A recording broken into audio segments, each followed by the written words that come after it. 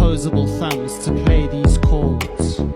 No one listens, no one sees how I struggle to play these piano keys. I should be writing a symphony, but I'm a TikTok cat and you're laughing at me.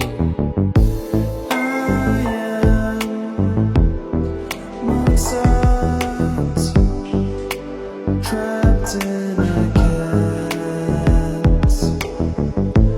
I am Mozart, trapped in a cat. Take me back to 1761, when I was 5 years old and my career just begun. 7 years as a cat, and all I can manage is one key at a time, and even that is a challenge. The music is trapped inside my brain, no way to express myself, I'm going insane.